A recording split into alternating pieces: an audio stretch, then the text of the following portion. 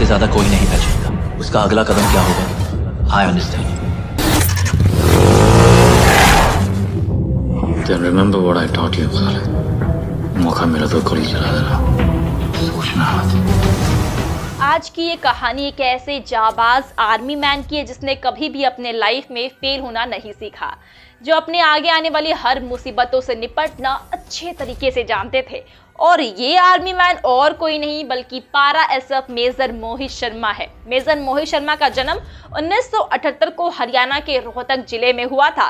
इनके पिता का नाम श्री राजेंद्र प्रसाद शर्मा और इनकी माता का नाम सुशीला शर्मा है। मेजर मोहित शर्मा बचपन में काफी दुबले पतले हुआ करते थे और इसीलिए उनके परिवार वाले उन्हें प्यार से चिंटू नाम से बुलाया करते थे। मेजर मोहित शर्मा बचपन में काफी शरारती और कूल किस्म के किड थे और इसीलिए उनके दोस्त उन्हें मोंटी के नाम से भी बुलाया करते थे।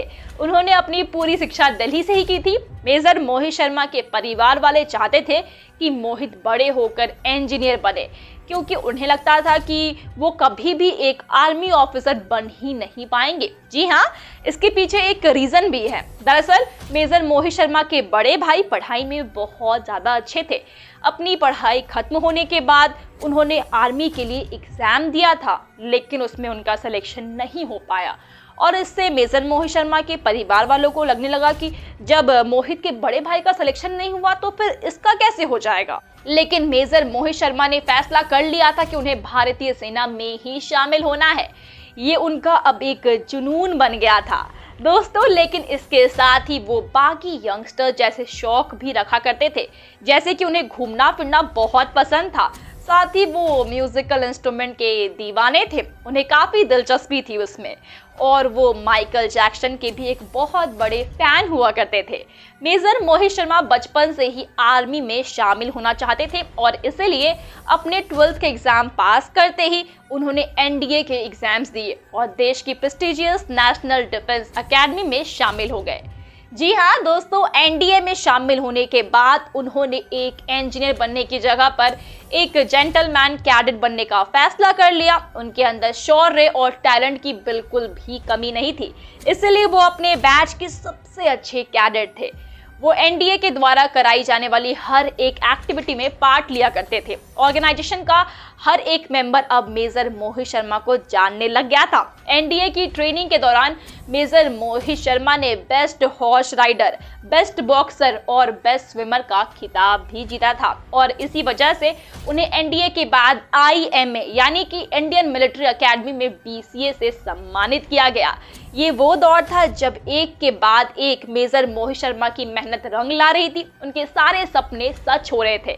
मेजर मोहित शर्मा 11 दिसंबर 1999 को आईएमए से पास आउट होकर 5वीं मद्रास रेजिमेंट में सेलेक्ट हो गए, जिसके बाद उन्होंने कश्मीर में आरआर के साथ मिलकर कई काउंटर सर्जरीज में हिस्सा लिया, जिसमें उन्होंने अपने साहस और वीरता का परिचय दिया। जिसके बाद उनकी इस वीरता के लिए उन्हें उनके सर्विस के तीसरे साल 2002 में ही उन्हें पहले gallantry medal chief of army commendation medal से सम्मानित किया गया। जी हाँ, मेजर मोहित शर्मा के परिवार वाले चाहते थे कि वो इंडियन आर्मी के एक ऐसे रेजिमेंट में शामिल हो जाए जहां जान का खतरा कम हो, लेकिन इसे लेकर मेजर मोहित शर्मा की सोच कुछ और थी।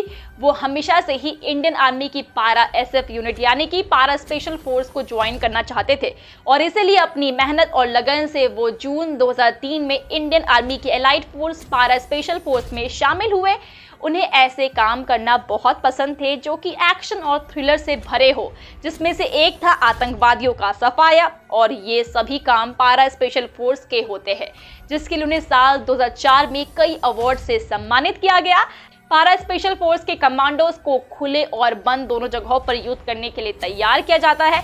कश्मीर में अपने एक एंटी टेरर ऑपरेशन के दौरान मेजर मोहित शर्मा ने बड़े बड़े बाल और दाढ़ी रखना शुरू कर दिया था ताकि वो उन्हीं लोगों की तरह दिखने लगे और किसी को भी उन पर शक ना हो। इसीलिए इसके बाद मेजर मोहित शर्मा ने कश्मीर में आतंकवादियों के बीच रहकर उनके प्लान की सारी जानकारी ले ली और उसके बारे में इंडियन आर्मी को इन्फॉर्म कर दिया, जिसके बाद इंडियन आर्मी ने सही मौका देखते हुए उन आतंकवादियों पर अटैक कर दिया और मेजर मोहित शर्मा की वजह से देश में होने वाले एक बड़े अटैक से राहत मिल सकी।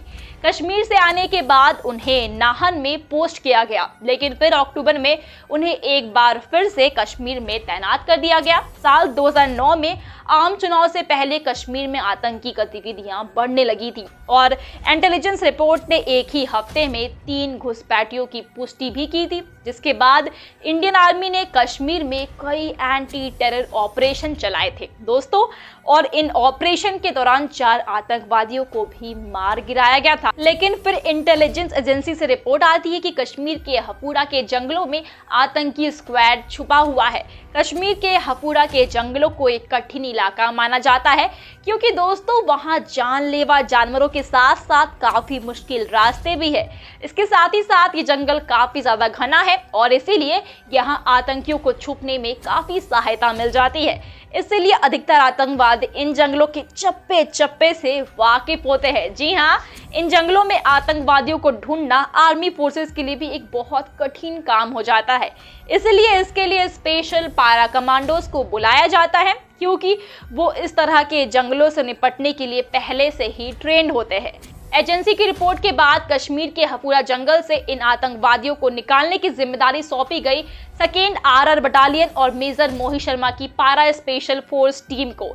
जिस समय ये ऑपरेशन चल रहा था उससे पहले मेजर मोहित शर्मा की होली की छुट्टियां मंजूर हो चुकी थी, जिसमें कि वो घर जाने वाले थे। लेकिन इसी बीच उनके एक साथी के भाई की डेथ हो जाती है। क्योंकि मेजर मोहित शर्मा की छुट्टी को मंजूरी दे दी जाती है, इसीलिए उनके दोस्त की छुट्टी को मना कर दिया जाता है। लेकिन जब ये बात मेजर मोहित शर्मा को मालूम चलती है तो वो ऑफिसर से आग्रह करते हैं कि उनकी छुट्टी को 1 महीना एक्सटेंड कर दिया जाए और उनके दोस्त की छुट्टी को मंजूरी दे दी जाए दोस्तों। और इसके बाद 21 मार्च 2009 को मेजर मोहित शर्मा को कश्मीर के हपूरा के जंगलों में छिपे आतंकियों की जिम्मेदारी सौंपी गई, जिसके बाद मेजर मोहित शर्मा आतंकियों का पता लगाने के लिए करीब 10 जवानों के साथ रात को हपूरा के जंगलों में निकल पड़े।